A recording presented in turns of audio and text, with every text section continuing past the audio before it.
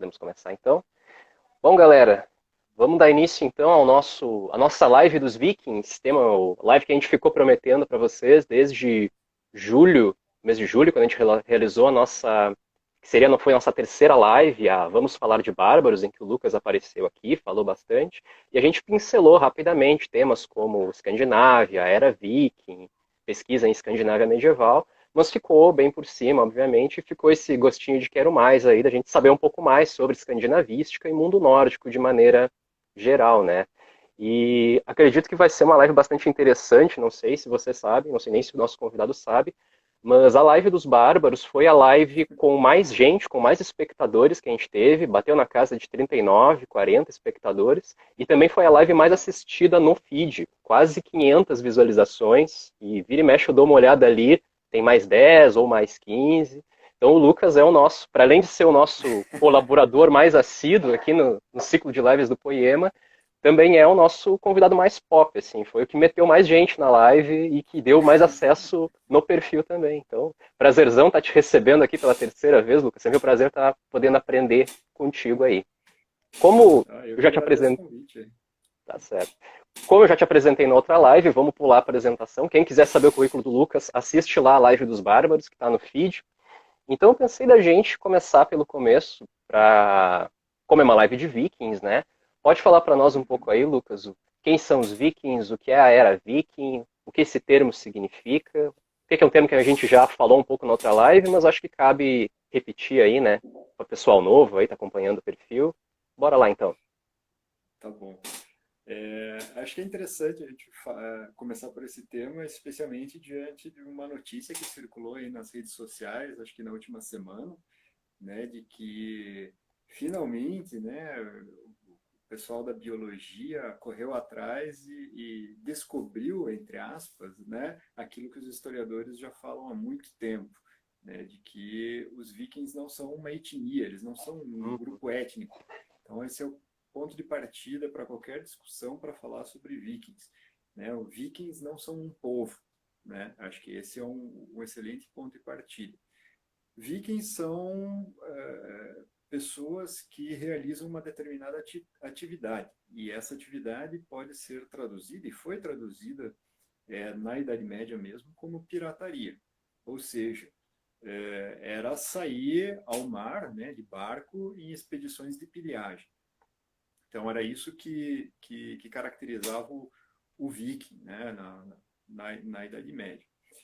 É, e isso sempre foi, digamos assim, ou por muito tempo foi um ponto passivo entre os estudiosos da história, né, aqueles que pensavam, né, e refletiam sobre o passado, sobre esses episódios aí da Alta Idade Média, né, e da Idade Média Central europeia. Até que veio o século XIX, né, e aí o século XIX que é a raiz de todos os males. O século XIX ele romantizou tudo e ele começou a imaginar que esses vikings, né, que esses personagens que apareciam em fontes medievais constituíssem alguma coisa mais coesa, alguma coisa mais organizada, tal como, por exemplo, um povo, né? Então começou-se a vincular a figura daquele que sai em expedição com a figura do povo, onde digamos, onde esse fenômeno acontecia com mais frequência, ou pelo menos que estava atrelado ao elemento linguístico que é o viking. Né? O viking é um termo, simplesmente pirata, qualquer coisa assim. E como a gente poderia chamar qualquer pessoa pirata, por exemplo, a pirataria caribenha ou a pirataria asiática, né, no Mar da China, tiveram seus momentos, e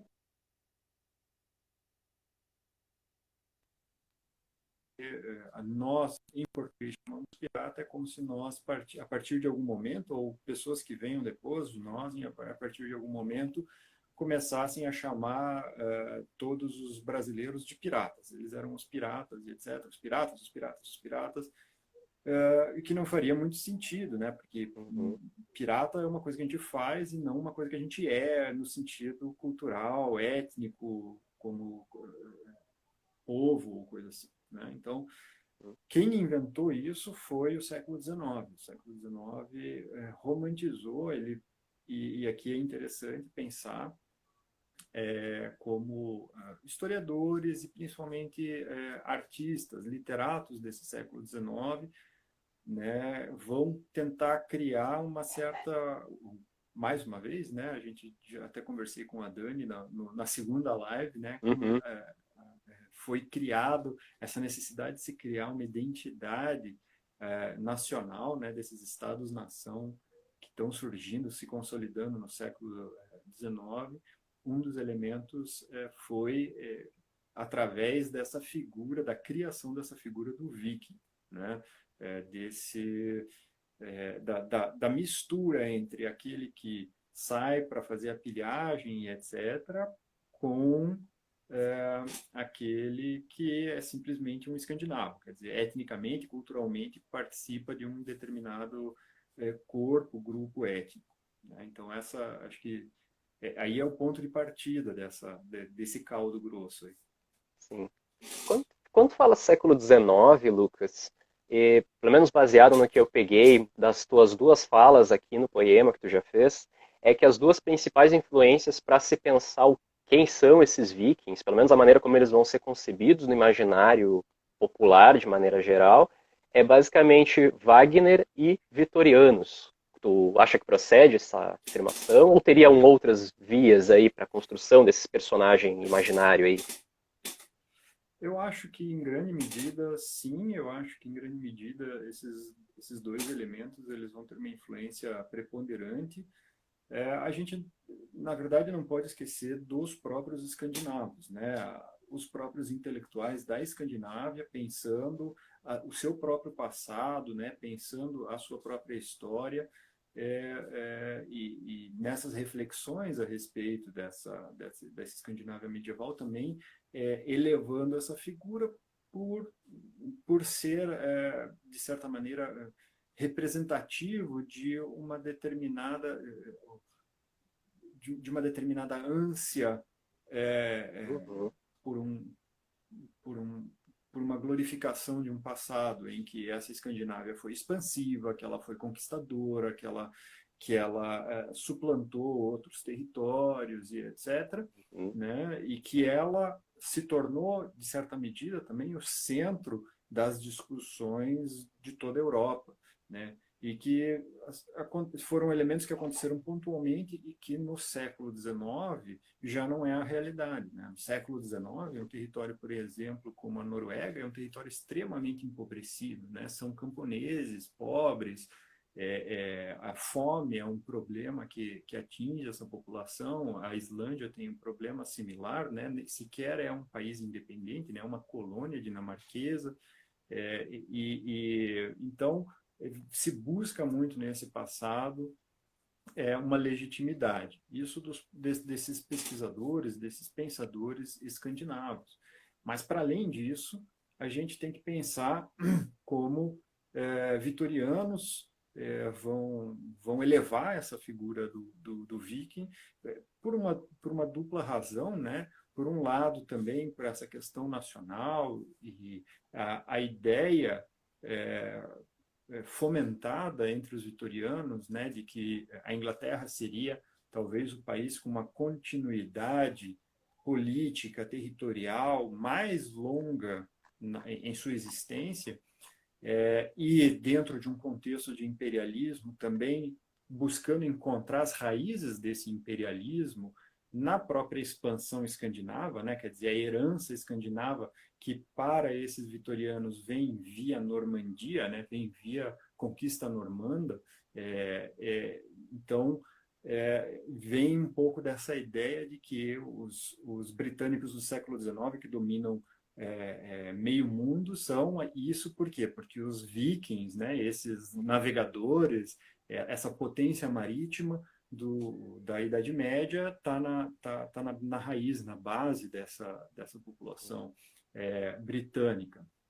O que, na verdade, são duas construções que são artificiais e que, de certa maneira, são propositais para, né, para gerar, né, uma justificativa para as ações do presente, né, para a situação presente, né, no caso presente, século XIX, dessa Inglaterra. Né? Então, acaba encontrando, né, esses reflexos, essa situação ali. E se a gente for olhar para o lado dos germânicos, né, para o Wagner e etc., aí vem a questão do pan-germanismo, né, na ideia de que aqui é super interessante a gente pensar nisso, né? A Alemanha é um estado muito recente, né? Do ponto de vista político, a gente fala muito da unificação alemã, né? Depois da Guerra de 1871, mas como país, no seu formato atual, a Alemanha existe desde 1991, né? Quer dizer, é um país extremamente recente, seus limites atuais não tem 30 anos ainda. E como organização política existe desde 1949 só, né? Quer dizer, a República Federativa da Alemanha só surgiu em 49. Então ela tem uma história fragmentada antes disso, né? De pequenos reinos, condados, ducados, etc. Então não existe uma unidade política. E na ânsia de promover uma certa unidade, principalmente pelo viés cultural, pelo viés social, pelo viés étnico, se criou uma ideia de que existiria um elemento unificador das culturas de todos os povos germânicos, né? O que a gente vai conhecer aí na academia como pan-germanismo, né? E o Wagner ele bebe e ele ajuda a construir esse pan-germanismo de diversas maneiras, né? E dentre as quais, através da promoção da ideia dessa figura do viking, né? Então ele casa ele promove um casamento de duas ideias ou de duas tradições literárias que são próximas, porém distintas, né? Que é a escandinava e a germânica medieval. Como ele consegue encontrar paralelos entre essas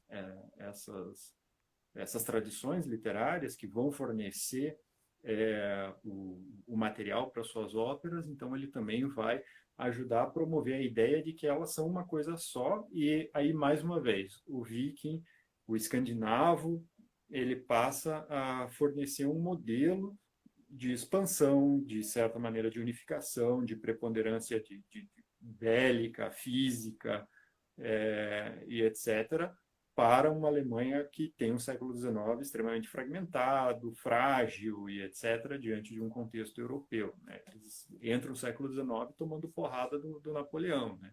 Uhum. Então, é mais ou menos por aí. Uhum.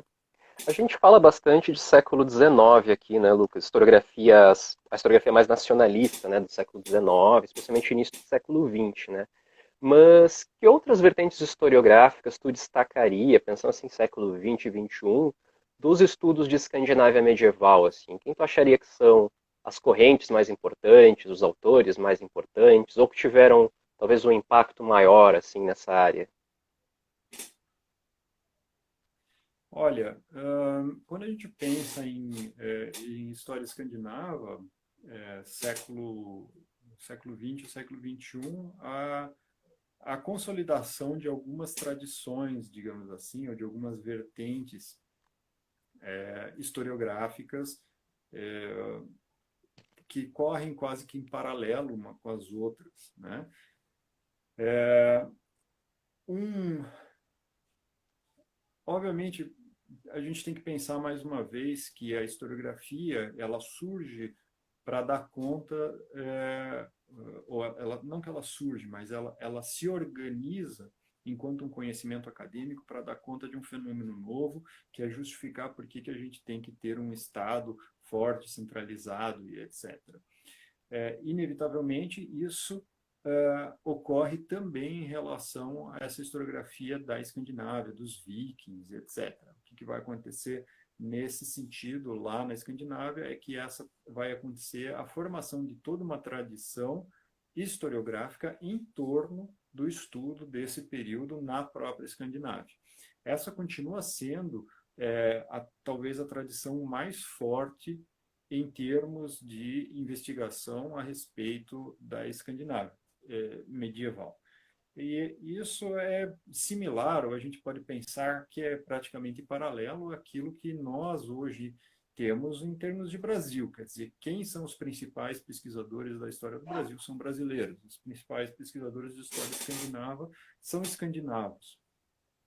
Para além disso, existem dois grandes centros fora da Escandinávia, onde se investiga muito a história da Escandinávia desse período. Um é o ambiente anglo-saxão, principalmente a Inglaterra, né?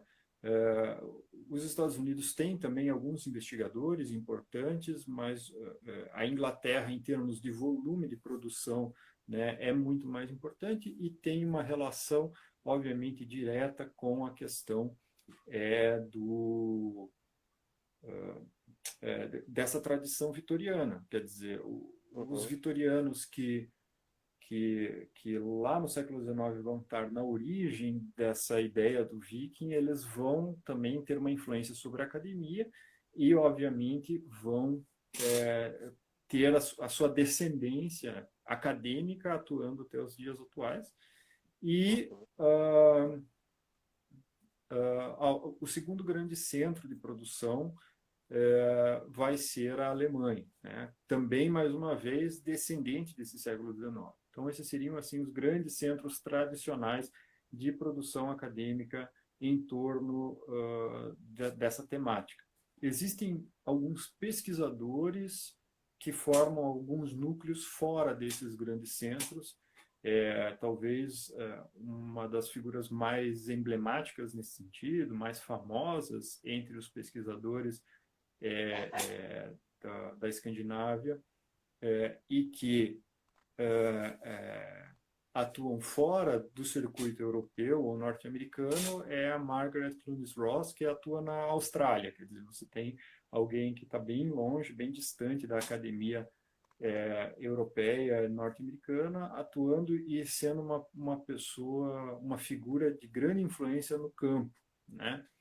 Existem também, mais recentemente, a formação de novos grupos que trazem olhares distintos para o mesmo problema, olhares que são importantes, olhares que são novos, são revigorados e que estão fora do tradicional circuito dos países escandinavos, Inglaterra, Estados Unidos, e Alemanha, né? Seriam principalmente a Polônia, tem um núcleo bastante forte de investigação em torno da questão escandinava, se fortalecendo, crescendo bastante nos últimos anos.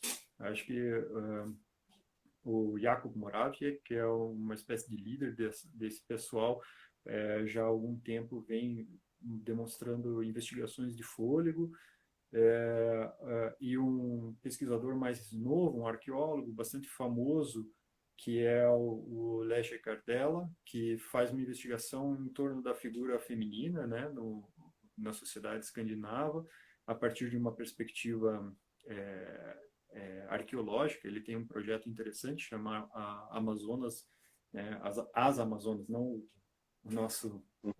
a nossa fogueira particular.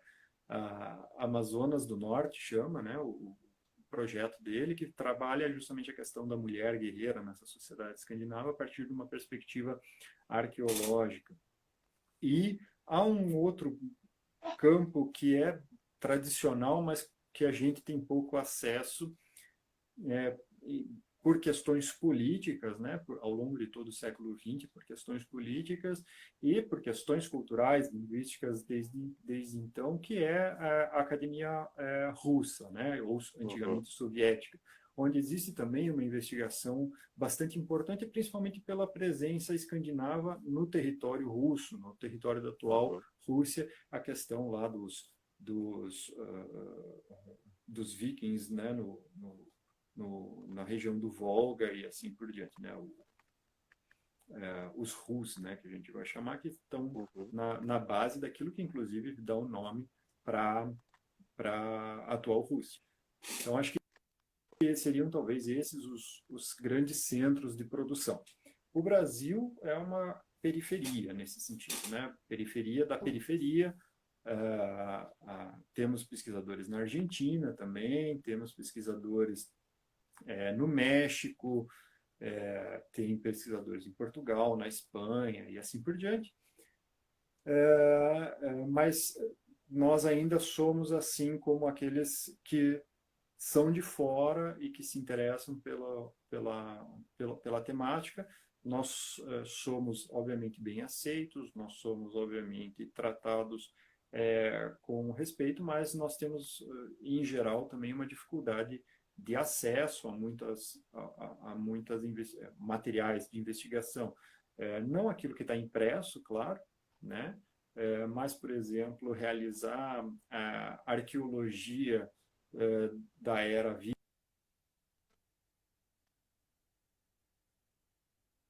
sem participar de escavações, fazer arqueologia por foto não é fazer arqueologia, né?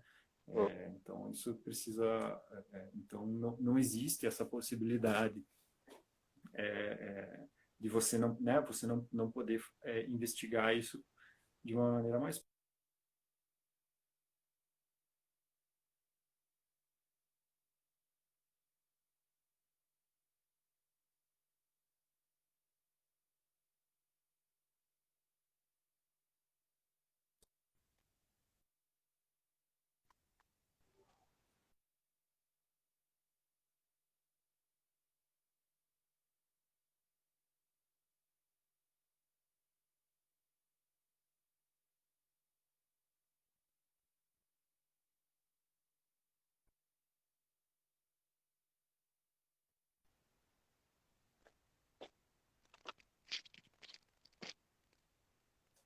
Retornamos. Caiu um opa. pouco aqui, não sei se foi a conexão. Agora eu botei nos dados móveis, tive que abrir aqui a porta para não pegar. Mas até isso que tu falou, Lucas, entra um pouco no que seria o segundo tópico que a nossa segunda parte do nosso debate, que era sobre escandinavística aqui no Brasil, né? E eu tinha uma pergunta que eu tinha Uhum. vontade de te fazer já há algum tempo, estou aproveitando para fazer agora. Como é que tu começou a te interessar por Escandinávia? Porque eu sei que o teu doutorado foi lá na Alemanha, foi sobre o São Bernardo de Claraval, né? Sobre o documento lá da Isso, Ordem dos Templários. Me corrija se eu estiver errado. eu vou te corrigir. Ah, perdão, perdão. Na É, minha cabeça era o documento o, lá dos Templários.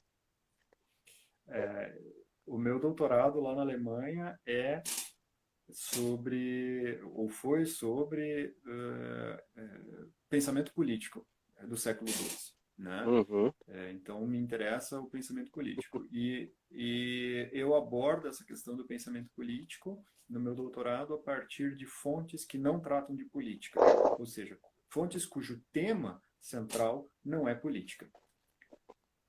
E nesse âmbito, o que eu trabalhei foi com historiografia do século XII, ou seja, eu trabalhei com Otto de Freising, eu trabalhei com epistolografia do século XII, ou seja, o conjunto de cartas do São Bernardo. Eu trabalhei com tratados teológicos. Eu trabalhei, então, material do São Bernardo com relação à teologia, e eu trabalhei com material do Hugo de São Vítor, também vinculado à teologia. E a ideia era política não está fechada sobre um tratado político. A gente cada vez mais tem evidente, né? As redes sociais estão aí para mostrar isso, né? Quer dizer que política se discute em todo tipo de texto. Todo tipo de texto é suporte para discussão de temas políticos. E eu, partindo desse pressuposto, fui olhar discussões de temas políticos em outras fontes, em outros tipos de documentação. uhum, Então foi aí que eu fiz o meu doutorado. E quando eu retornei para o Brasil, depois desse doutorado, eu estava bastante interessado em continuar trabalhando com a questão da historiografia, né? Então, para mim, os elementos de como nós transmitimos ideias, pensamentos, né, impressões nossas através do texto historiográfico, né? Isso tem um pouco de autorreflexão, né? Um historiador discutir historiografia tem um elemento autorreflexivo. E para mim era interessante pensar. Eu queria sair um pouco da questão política e queria migrar para novos temas. E um tema que para mim também sempre foi bastante interessante é o discurso religioso. Em parte por causa da influência do São Bernardo, né, dos textos dele, dos tratados dele, porque eu acho que ele é um cara super prepotente, assim, ele é um anabi total. É, é, É ele tipo quer muito ser o acadêmico centro. brasileiro, né? Exatamente. Ele quer ser o centro das atenções e tal. E é literalmente assim: quando ele toma uma invertida, ele sai batendo porta e xingando e não sei o quê. Então, aquele negócio assim de mongezinho, feliz e alegre, que vai orar pelos seus inimigos, não tem nada de São Humilde, Bernardo, não. humildade. Não, tem nada, não. Quando ele toma umas invertidas, ele arranja um patrono qualquer, um nobre lá, que vai catar o cara que deu a invertida nele na porrada, assim, né? Tipo, toda a disputa dele com o Pedro, com o Pedro Abelardo é mais ou menos isso, né? Porque ele briga com o Pedro Abelardo uma vez, o Pedro Abelardo dá uma invertida nele, e aí, a partir daí, ele vai fazer a missão da vida dele, conseguir calar a boca do Pedro Abelardo, né? Até que ele consegue numa Ele levou pro manobra, lado pessoal o troço ali, ó. ele leva para o lado pessoal o tempo inteiro. O Uhum, Bernardo, para ele, tudo é pessoal para ele, né? Então, uhum, assim, tipo, ele é um cara, assim, super louco, né? uhum. E aí tem esse lance da religião, do cristianismo e etc. E uma das coisas que sempre me incomodou foi a forma como os manuais, principalmente os manuais, assim, eu não digo que os estudos específicos façam isso, mas eles pecam por uma outra questão. Os grandes manuais, o que eles falam? Eles falam que a Idade Média é o período do cristianismo, né? E aí eles não explicam o que isso quer dizer, entendeu? eles, eles jogam o cristianismo como se fosse uma coisa universal, uma coisa que não tem sua própria historicidade, uma coisa que é total, que não se modifica com o tempo, que não se adapta e etc. Então eu sempre fui muito crítico disso, porque nas fontes que eu vejo, né, o que eu estava lendo, mesmo caras contemporâneos, né, Hugo de São Vítor e Bernardo de Claraval e Pedro Venerável e etc., é, ou mesmo o próprio Otto de Freire, porque ele também é um bispo, né? Então, quer dizer, todos esses caras eles estão falando sobre cristianismo, mas de perspectivas muito distintas, né? E mesmo gente da mesma ordem religiosa, né? Então, você vai pegar assim o Bernardo e o Otto, os dois são cistercienses, os dois são abades cistercienses, tá? E ambos têm perspectivas um tanto distintas em relação à teologia, tanto é que uma das pessoas que dá uma chapuletada no Bernardo é o próprio Otto de Freising, só que ele não faz isso numa disputa teológica, ele faz isso através da historiografia, né? Quando ele toma o lado do outro cara, né? O Bernardo ele foi atrás de um monte de gente, e uma dessas pessoas é o Guibert de la Porrée, o Gilberto de Poitiers, é, e, e o Otto de Freising toma o lado do Gilberto de Poitiers. E diz que o Bernardo está errado na interpretação dele. Né? Então, assim, isso mostra um pouco de quão plural que é esse cristianismo, de que existe essa variação. E aí eu tentei juntar isso com a historiografia. Né? Então, a gente tem variação num determinado contexto, a gente tem variação do cristianismo, então a gente tem que ter essa variação também dentro de um âmbito cronológico. Né? Então, não uma diacronia também é preciso entender que esse cristianismo ele tem a sua própria historicidade dentro dessa diacronia, não só na sua sincronia, mas também na diacronia. E assim, eu parti do pressuposto que, então, vamos ler historiografia que fala sobre cristianização, sobre a expansão do cristianismo, e quando a gente pegar a historiografia que fala sobre a expansão do cristianismo, talvez a gente consiga identificar isso, né? Então, o Adam de Bremen, que é o autor com o qual eu tenho trabalhado desde então, ele então se apresentou, né, para mim, como uma das fontes ideais para eu fazer esse tipo de investigação, porque o centro do texto dele é a expansão do cristianismo para o território escandinavo. Então, eu sempre falo para as pessoas que é um pouco equivocado dizer que eu sou um especialista em escandinavo ou um escandinavista propriamente dito. Eu não sou, nunca quis ser, eu sou um medievalista que estuda temas vinculados à Escandinávia, né? Então, meu foco central entender, foi entender o Adam de Bremen, e isso, na verdade, me trouxe, né, se desdobrou em uma série de outros temas com os quais eu me envolvi e com os quais eu tenho lidado e pesquisado já desde 2014, 2015, mais ou menos, né? Então, assim, os temas principais estão vinculados à religiosidade, né, principalmente nesse período de transição, mas também me interessam temas relativos à política, temas relativos às ideias, à literatura e assim por diante, né? Me tornei, então, assim, por assim dizer, um especialista em Escandinávia por derivação, né? Uhum. Nunca foi também o centro do meu interesse, assim, do tipo, vou desde o início da minha vida correr atrás desses caras, não tenho nada a ver com isso, e também não me vejo como uma pessoa que precisa ficar presa nisso para o resto da vida, né?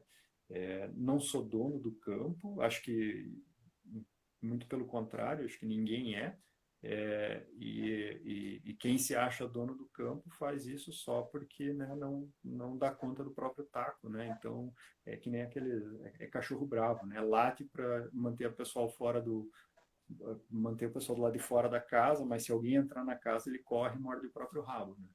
Uhum. Então, para mim, assim, é uma situação é, é, é, é um momento de pesquisa na minha carreira, né? Então a gente Uhum. pode colocar dessa maneira. É o meu momento de pesquisa. Sim. E, Lucas, sobre a questão da escandinavística no Brasil, quais seriam, assim, poderíamos dizer que existem nomes pioneiros nessa área? Como a área foi se desenvolvendo nos últimos anos? Quem são os primeiros? Quais foram os núcleos de pesquisa mais importantes? Obras mais Sim. importantes? Brasil, Uhum. cenário brasileiro de Escandinávia. Tá. A primeira pessoa a trabalhar com Escandinávia no Brasil foi a primeira pessoa a ter um título de doutorado no Brasil, um título de doutorado em História, que foi o Eurico de Simões de Paulo. Foi um dos professores lá da USP, da primeira geração, né, de USPianos formados lá na região, e ele fez uma tese, ele defendeu uma tese sobre o comércio escandinavo na região do Rus, né, o comércio vareg na região russa. Ele vinha de uma tradição filológica bastante vinculada às letras, a linguagens e etc., e a uma perspectiva de uma academia muito mais clássica, vinculadas a estudos clássicos e etc., do que essa compartimentização anglo-saxônica com a qual nós estamos acostumados hoje em dia, né, de que cada faculdade é um quadradinho, né, um pequeno departamento que trabalha só uma coisinha bem fechada. Então, ele acabou não dando sequência a essas investigações por esse viés da escandinavística, né, do estudo do pessoal da Escandinávia, e ele migrou rapidamente para estudos clássicos, estudos medievais, dentro de uma perspectiva muito mais ampla, principalmente enfatizando bastante a questão dos estudos clássicos na atuação profissional dele. Uhum. Todavia, São Paulo continuou sendo um dos centros onde vão aparecer sempre de novo investidas no sentido da escandinavística. Acho que o grande nome, depois do Eurípides, a surgir no cenário de produção, que a gente chamaria produção brasileira, embora não tenha sido produzido no Brasil, seria o trabalho da Patrícia Bulhosa, né, que foi para a Inglaterra. A Patrícia tem uma dupla formação, uma dupla atuação profissional. Ela trabalha na área de direito internacional e na área de história medieval, e ela, então, muito cedo, já nos anos 80, teve uma formação muito sólida lá na Europa em relação à questão da Escandinávia, mas a atuação dela é praticamente inteira lá no exterior. Quer dizer, ela atua na Inglaterra, atuou na Inglaterra, Universidade, se não me engano, de Cambridge, por muito tempo, estudou na Islândia, fez traduções para o português de materiais de fontes escandinavas e assim por diante. No começo dos anos 2000, a gente começa a ver aí um boom no interesse sobre o tema. Aqui, esse boom sobre interesse em relação à Escandinávia está intimamente ligado com o boom pelo interesse da Idade Média no Brasil, que não é um interesse essencialmente acadêmico, né, no Brasil, saindo aí de um período, no finalzinho dos anos 80, de um período de ditadura militar. A gente tem uma imensa abertura nas universidades, as pessoas podem pesquisar o que elas quiserem, no momento, da forma como elas quiserem. Então, os anos 90 traz uma liberdade. Essa liberdade, ela acaba se refletindo muito em novos corpos que vão sendo formados, novos corpos docentes, novos pesquisadores, e assim por diante. E a história medieval como um todo se expande muito nesse período, mas assim, muito mesmo. Eu acho que, por um lado, uma certa liberdade, um certo alívio de não se precisar mais pensar o historiador, o pesquisador na área de história como um militante político, né? Então você poderia estudar história para estudar a Idade Média sem se preocupar em tentar encontrar a luta de classes na Idade Média e coisas do tipo, né? Então isso faz com que um novo perfil de pesquisador também surja, e que não está nem sob a pecha de ser um alienado, e nem sob a pecha de estar fazendo história medieval sem pé nem cabeça, né, nesses anos 90. E no início dos anos 2000, então, isso se expande bastante, com uma influência muito forte. Eu acho que a gente nunca pode esquecer disso, da indústria cultural. Né? É a indústria cultural que vai fazer crescer o interesse sobre a Idade Média como um geral e sobre a Escandinávia de uma maneira mais específica. Né? Cinema, basta lembrar que o comecinho dos anos 2000 é quando surge a trilogia do Senhor dos Anéis, que traz muitos desses elementos da escandinavística, né? Basta lembrar o nome dos personagens, são tirados do poema Voluspa, que é um dos mitos fundadores aí, que está na Edda poética. Então, esses elementos vão fazer com que a gente se interesse por Idade Média de uma maneira ampla e especificamente sobre a Escandinávia.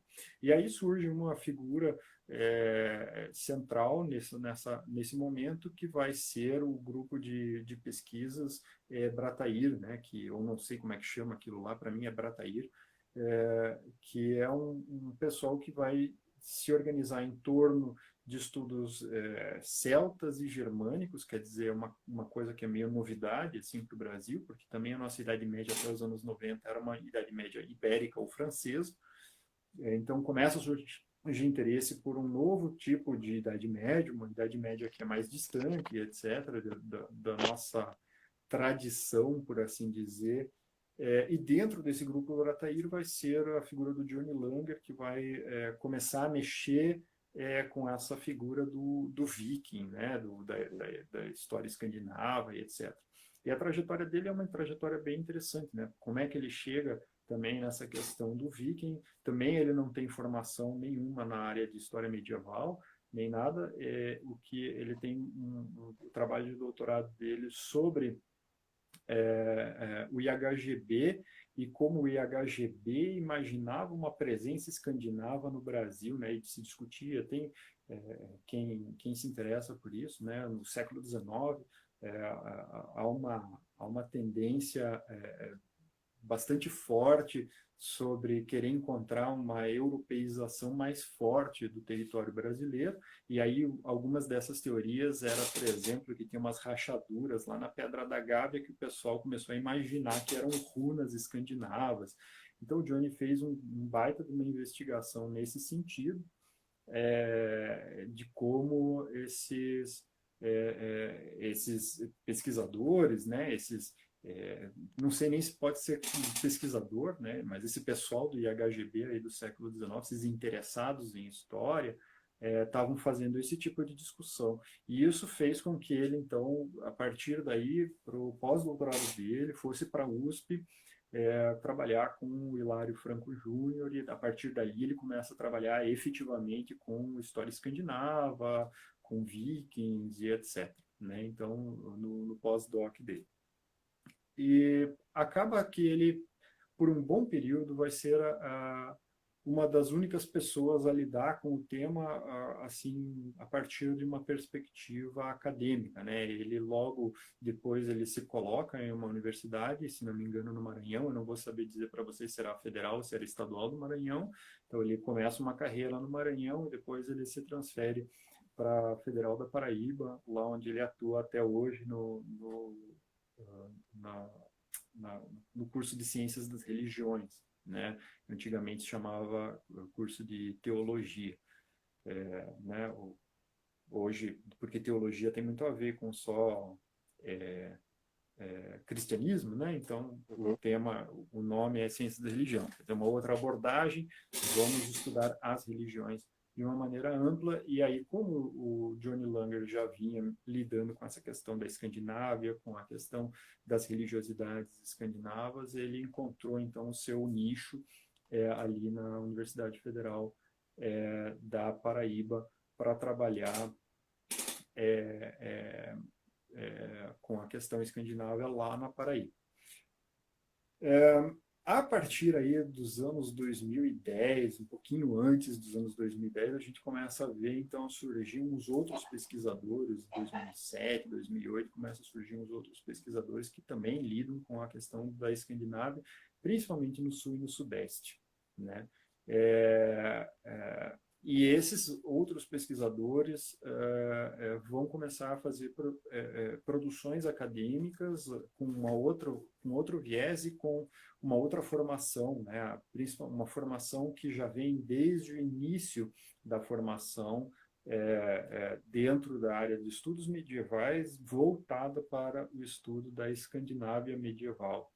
Então, eu acho que nomes como o do André Mukieniex em Curitiba e Curitiba e São Paulo e o nome do Renan Birro, que estudou, né, no Espírito Santo, Rio de Janeiro e São Paulo, são fundamentais para a gente entender um pouco aí desse contexto em termos de Brasil, né? Se não me engano, o André Mukieniex foi uma das primeiras teses, uma das primeiras dissertações de mestrado, uma das primeiras teses desenvolvidas discutindo fontes de história escandinava Eu na acho que era o Idade Saxo Média. Grammaticus, seria que ele trabalhou no Exatamente. mestrado. Ele trabalhou o mestrado e o doutorado com os Saxo Grammaticus. O doutorado dele é um pouco mais amplo e etc. E o mestrado dele, inclusive, se transformou num livro, né? Foi publicado como livro lá fora, né? Ele publicou em inglês essa obra dele sobre o saxo. E o Renan Birro, por exemplo, já vem desde a graduação lidando aí com a questão da Escandinávia, fez o mestrado também sobre o tema e o doutorado também defendeu, se não me engano, em 2017, na USP, ou 16, sobre esse tema, vinculado à Escandinávia medieval, né, especificamente. Desde então, né, eu acho que a minha investigação, ela de certa maneira, apontou, né, eu fiz uma investigação nesse sentido junto com o Renan Birro, e ela apontou que até 2015, 2016,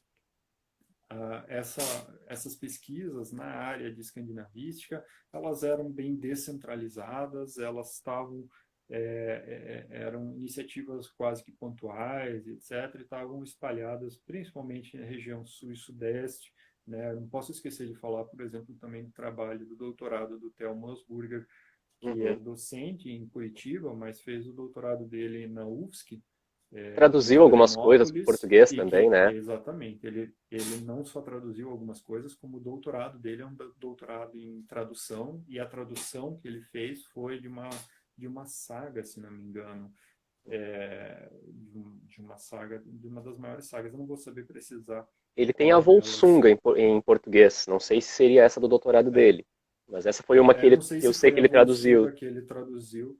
Eu não sei se foi a Volsunga que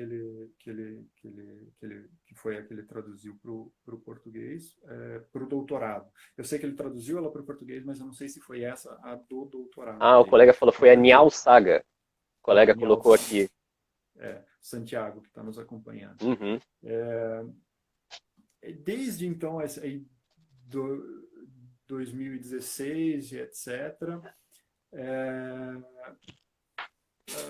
mudou um pouco o cenário, né? Então, o Johnny Langer lá na Paraíba começou a ampliar um pouco mais a sua atuação, né? Se tornou um pouco mais preponderante no Nordeste e, obviamente, então puxou muito da investigação, da pesquisa desenvolvida na área de estudos escandinavos para a região Nordeste, para a região da Paraíba, mas não só isso, né? A própria presença do Renan Birro como professor no Pernambuco, né? Ele é professor na Universidade Estadual do Pernambuco, também reforça mais uma vez essa presença da escandinavística no Nordeste brasileiro, né? Como um segundo grande polo em oposição ao eixo Rio-São Paulo, que acho que seriam aí os elementos mais fortes nessa produção acadêmica vinculada à escandinavística, né? Uma das críticas que eu acho que o Johnny fez ao nosso artigo foi de não falar do Ciro Flammarion Cardoso, né, como uma das figuras de preponderância na escandinavística, mas aí a gente teria que falar dele como uma figura de preponderância em estudos mesoamericanos, egiptologia, escandinavística e etc, etc, etc. Quer dizer, Uhum. era um generalista mais do que um especialista em alguma coisa, né? Uhum. Não querendo com isso dizer que o seu trabalho não tem qualidade. Era um pesquisador de grande qualidade, mas que jamais se entendeu como um escandinavista pleno, né? Então ele fez algumas investigações nessa direção, mas nunca se considerou como um especialista em história escandinava, que é uma diferença bastante grande, né? Da mesma maneira como eu me coloco mais como um historiador, um medievalista, do que um escandinavista propriamente dito, porque eu acho que para alguém ser um escandinavista propriamente dito, é preciso, por exemplo, dominar a língua das fontes, né? E a língua das fontes escandinavas é o nórdico antigo, do qual eu tenho um conhecimento instrumental, mas né, instrumental no sentido de que eu consigo ler algumas fontes, algumas frases, algumas construções mais simples, mas, por exemplo, eu não consigo fazer um domínio pleno para analisar o verso da poesia escáldica sem precisar de muito apoio, muita ajuda de colegas mais especializados do que eu e com muito mais conhecimento do que eu, né? Então, nesse sentido, assim, eu sou eu fico quase que no meio caminho, assim, mas eu não gosto de me ver assim tão fechado dentro dessa etiqueta de escandinavista, não, de forma alguma. Acho que se dentro do nosso grupo de pesquisa tem algum escandinavista, é o Santiago Barreiro, que é uma pessoa assim que você, né, tem um conhecimento muito profundo da coisa. Eu não sou escandinavista, eu sou historiador, é outra coisa. Uhum. Eu até ia pedir, Lucas, se tu poderia falar um pouco do grupo que tu faz parte, o LEM, se tu poderia comentar um pouco para nós, porque quando se fala em grupos de pesquisa em Escandinávia, para a maior parte das pessoas que dá uma rápida pesquisada no Google, é sempre o pessoal lá, o grupo do Lenger, que aparece.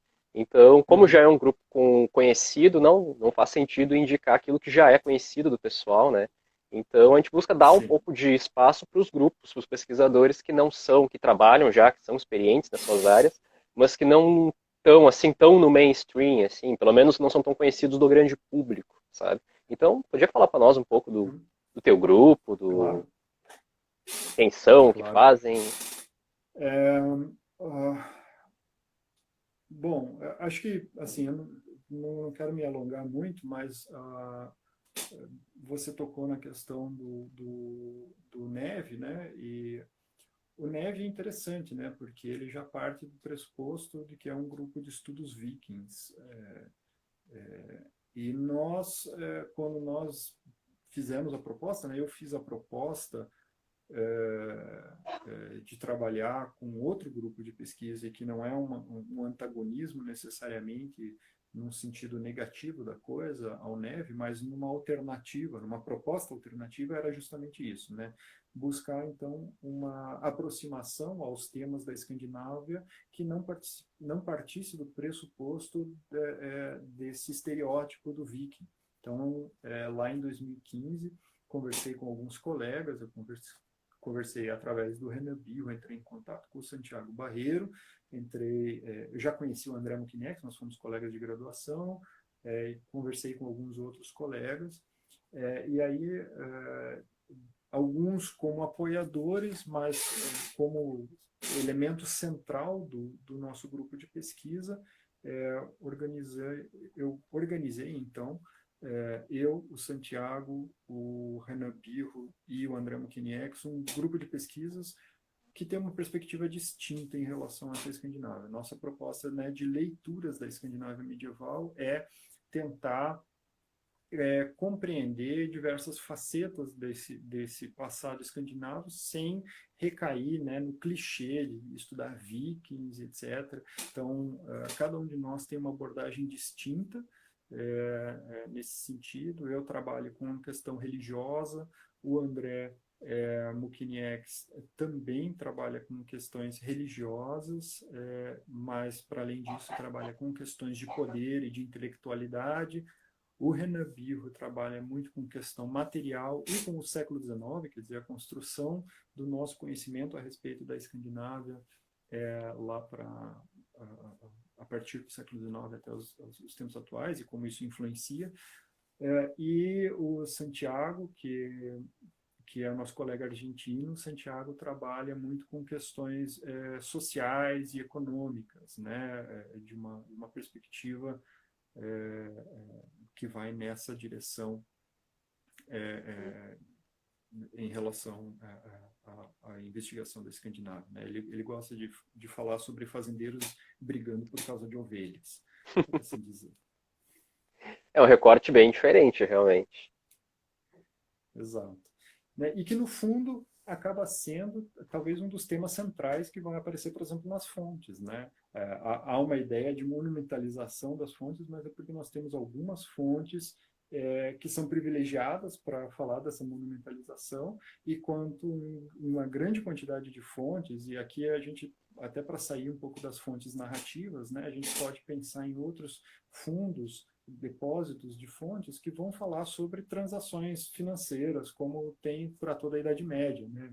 Fulano trocou terra por tantas cabeças de gado, fez acordo X e Y. Né? Então, isso, claro que está muito na base de alguns dos conflitos que vão aparecer nas sagas, mas é importante pensar que é uma sociedade que funciona como qualquer outra, que tem conflito, que tem disputa econômica, que tem disputa social, tem grupos é, é, é, se enfrentando para decidir quem é que vai comer a grama mais verde. Basicamente é isso, né?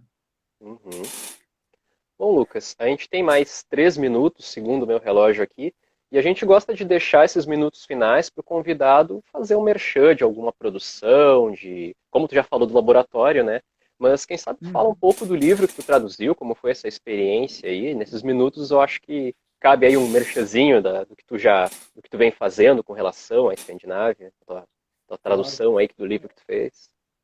Eu vou fazer alguns merchans. Então, o primeiro deles é o livro que eu traduzi, que é o livro da mitologia nórdica. É um dicionário, né, um léxico do John Lindell, escreveu em inglês e a editora Vozes me pediu para que eu fizesse a tradução para o português.